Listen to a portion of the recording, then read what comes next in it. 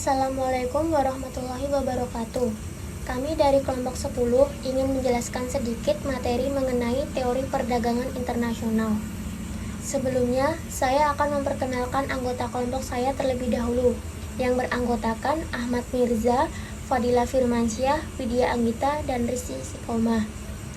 Kami ingin mempresentasikan hasil diskusi kami tentang teori perdagangan internasional menurut teori comparative advantage. Pengertian dari teori perdagangan internasional.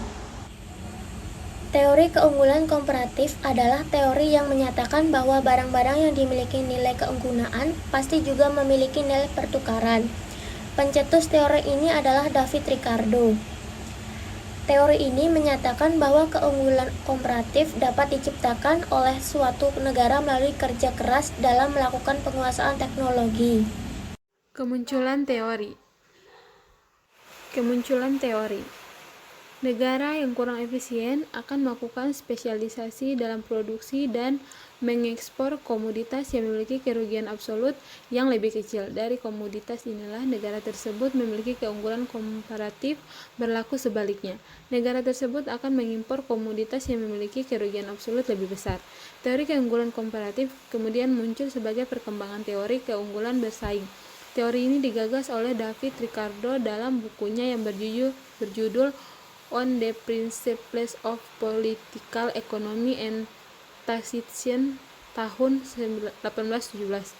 Dijelaskan dalam buku tersebut bahwa kerugian mutlak oleh dua negara dapat diatasi dengan melakukan produksi komoditas yang tidak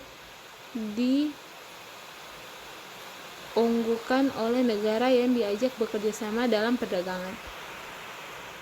Pengembangan teori perdagangan internasional. Teori keunggulan komparatif telah menjadi dasar bagi teori perdagangan internasional. Penekanan utamanya adalah pada keunggulan komparatif absolut dan relatif dalam memproduksi komoditas dibandingkan dengan negara lain. Proses ekspor dilakukan oleh negara terhadap komoditas dengan keunggulan komparatif yang tinggi. Komoditas dengan keunggulan komparatif yang rendah diperoleh melalui impor.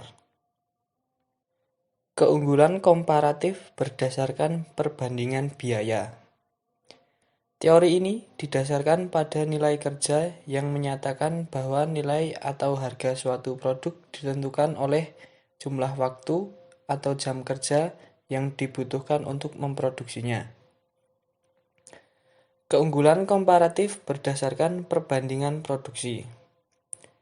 Sedangkan pada teori ini berfokus kepada jumlah produksi yang dihasilkan dalam kurun waktu tertentu. Contoh keunggulan komparatif berdasarkan perbandingan biaya. Pada tabel di bawah perhitungan perbandingan biaya atau efisiensi tenaga kerja antara Indonesia dan Malaysia. Negaranya ada Indonesia dan Malaysia. Kemudian membandingkan antara gula dan kain. Pada Indonesia, produksi 1 kg gula dapat dilakukan dengan 3 hari kerja, sedangkan Malaysia dapat dilakukan dengan 6 hari kerja. Kemudian produksi 1 meter kain, Indonesia melakukannya dengan 4 hari kerja, Malaysia melakukannya dengan 5 hari kerja.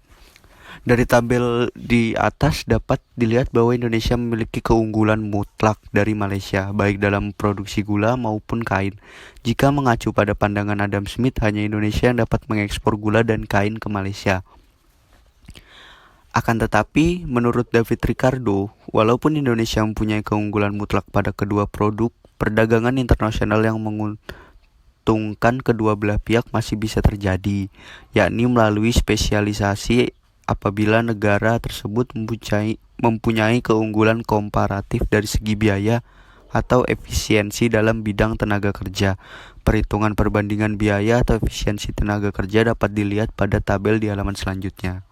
Selanjutnya ialah pada tabel di bawah ini merupakan perhitungan perbandingan biaya atau efisiensi tenaga kerja antara Indonesia dan Malaysia.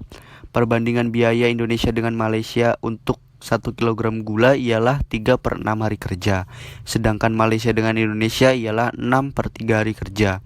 Selanjutnya, pada perbandingan biaya kain Indonesia dengan Malaysia ialah 4/5 hari kerja, sedangkan Malaysia dan Indonesia ialah 5/4 hari kerja. Dari tabel di atas dapat dilihat bahwa tenaga kerja Indonesia lebih efisien dibanding tenaga kerja Malaysia dalam produksi 1 kg gula, dalam kurung 3/6 hari kerja atau setengah hari,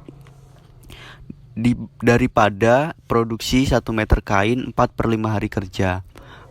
Hal tersebut akan mendorong Indonesia melakukan spesialisasi pada produksi gula dan mengekspornya ke Malaysia.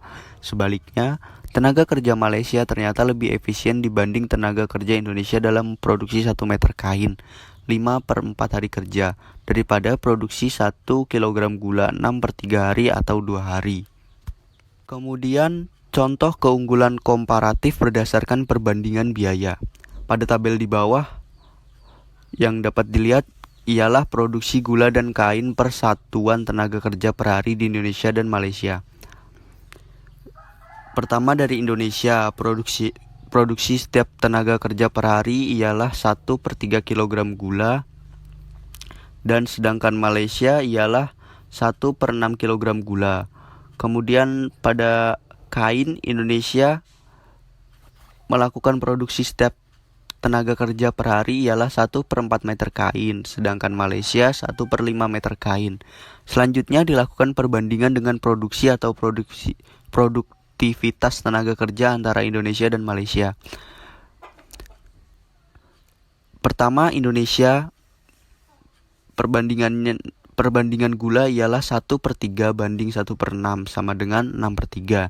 Sedangkan Malaysia 1/6 banding 1/3 sama dengan 3/6. Dan pada kain, Indonesia memiliki perbandingan 1/4 banding 1/5 sama dengan 5/4. Dan Malaysia 1/5 banding 1/4 sama dengan 4/5. Dari tabel tersebut dapat dilihat bahwa tenaga kerja Indonesia lebih produktif dibanding tenaga kerja Malaysia dalam produksi gula 6/3 daripada produksi kain 5/4. Hal tersebut akan mendorong Indonesia untuk melakukan spesialisasi pada produksi gula dan mengekspor gula ke Malaysia.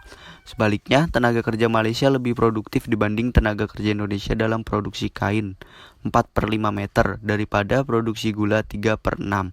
Hal tersebut akan mendorong Malaysia untuk melakukan spesialisasi pada produksi kain dan mengekspor kain ke Indonesia. Mungkin itu saja yang dapat disampaikan pada pertemuan kali ini oleh kelompok kami. Kurang lebihnya mohon maaf. Wassalamualaikum warahmatullahi wabarakatuh.